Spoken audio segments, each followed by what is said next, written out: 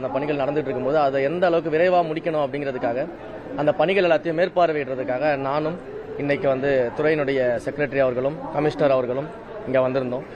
So அந்த திட்டங்கள் எல்லாம் மேற்பார்வையிட்டிருக்கிறோம். அதே போல் முடிவுற்ற சில பணிகளை பார்த்தீங்கன்னா மக்களுடைய பயன்பாட்டிற்காக கொண்டு வரணும் அப்படின்னு சொல்லிட்டு அதெல்லாம் இன்றைக்கு திறந்து வச்சிருக்கிறோம்.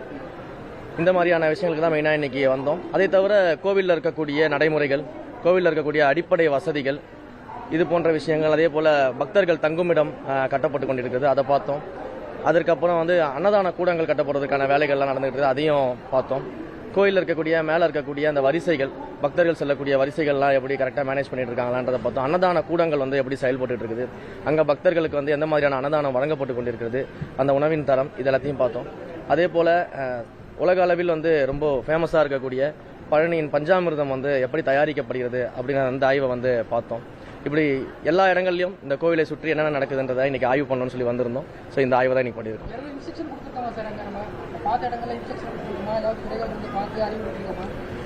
பார்த்த இடங்களில் நிறைய ஆய்வுகள் பண்ணியிருக்கிறோம்.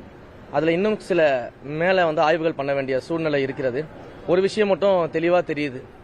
கடந்த 5 ஆண்டு கால ஆட்சியில் பழனி கோவிலை பொறுத்த வரைக்கும் இங்கே இருக்கக்கூடிய பல்வேறு விஷயங்களை கமர்ஷியலாக வெறும் வியாபார நோக்கத்தோடு செஞ்சிருக்கிறாங்க அப்படிங்கிறது இன்றைக்கு ஆய்வில் நிறைய இடங்களில் தெரிய வந்துச்சு. அதையெல்லாம் மாற்றி அமைத்து உண்மையிலேயே பக்தர்களும் பொதுமக்களும் பயன்பெறக்கூடிய வகையில் நடைமுறைக்கு கொண்டு வருவதற்கான ஆய்வுகளை இன்னைக்கு எடுத்திருக்கிறோம். அது இன்னும் கொஞ்சம் இன்னும் டீட்டெயில்டாக அந்த விஷயங்கள் பார்க்க வேண்டியது இருக்குது. அதற்கான மீட்டிங்ஸ் இருக்குது. ஸோ ஃபர்தராக அது எல்லாத்தையும் பார்த்துட்டு நானே உங்கள் எல்லாரையும் கூப்பிட்டு என்னன்றதை சொல்கிறேன். நன்றி.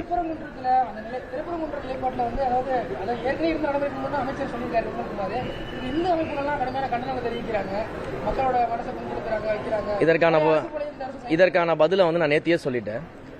இந்து சமய அறநிலைத்துறையின் அமைச்சர் அப்படின்ற முறையில் இந்த இந்து சமய அறநிலைத்துறையுடைய அட்மினிஸ்ட்ரேஷன் எப்படி நடக்குது அப்படிங்கிறத பார்க்கறதுக்காக தான் நான் இருக்கிறேன். நீங்கள் சொல்லக்கூடிய விஷயங்களில் பார்த்தீங்கன்னா அதற்கான ஸ்டாண்ட்ஸ் எடுக்கிறது அப்படிங்கிறது மாண்புமிகு முதலமைச்சர் அவர்களும் எங்களுடைய கழகமும் தான் முடிவு செய்யும். அந்த முடிவை தான் எங்களுடைய அமைச்சர் அவர்கள் சொல்லியிருக்கிறாரு. ஸோ இந்த விஷயத்தை பொறுத்த வரைக்கும் என்கிட்ட நான் உங்ககிட்ட சொல்கிற ரிக்வஸ்ட் என்ன அப்படின்னா, அட்மினிஸ்ட்ரேஷன் லெவலில் இந்து சமய அறநிலையத்தை பற்றி என்கிட்ட கேள்வி கேளுங்க, நான் பதில் சொல்கிறேன். இதற்கு ஸ்டாண்ட் எடுக்கக்கூடிய மாண்புமிகு தமிழ்நாடு முதலமைச்சர் அவர்கள் நிச்சயமாக கழகத்தின் வாயிலாக எல்லாத்தையும் சொல்லுவார். திட்டங்கள் எல்லாம் மேற்பார்வையிட்டிருக்கிறோம். அதே போல் முடிவுற்ற சில பணிகளை பார்த்தீங்கன்னா மக்களுடைய பயன்பாட்டிற்காக கொண்டு வரணும் அப்படின்னு சொல்லிட்டு அதெல்லாம் இன்றைக்கு திறந்து வச்சிருக்கிறோம். இந்த மாதிரியான விஷயங்களுக்கு தான் மெயினாக இன்னைக்கு வந்தோம். அதை தவிர கோவிலில் இருக்கக்கூடிய நடைமுறைகள், கோவிலில் இருக்கக்கூடிய அடிப்படை வசதிகள், இது போன்ற விஷயங்கள், அதே போல் பக்தர்கள் தங்குமிடம் கட்டப்பட்டு கொண்டிருக்கிறது, அதை பார்த்தோம். அதற்கப்புறம் அன்னதான கூடங்கள் கட்டப்படுறதுக்கான வேலைகள்லாம் நடந்துகிட்டு இருக்குது, அதையும் பார்த்தோம்.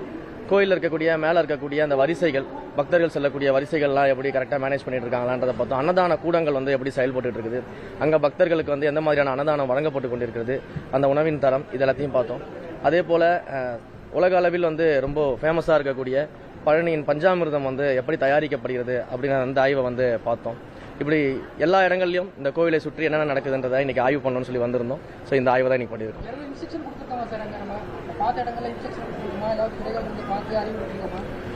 பார்த்த இடங்களில் நிறைய ஆய்வுகள் பண்ணியிருக்கிறோம்.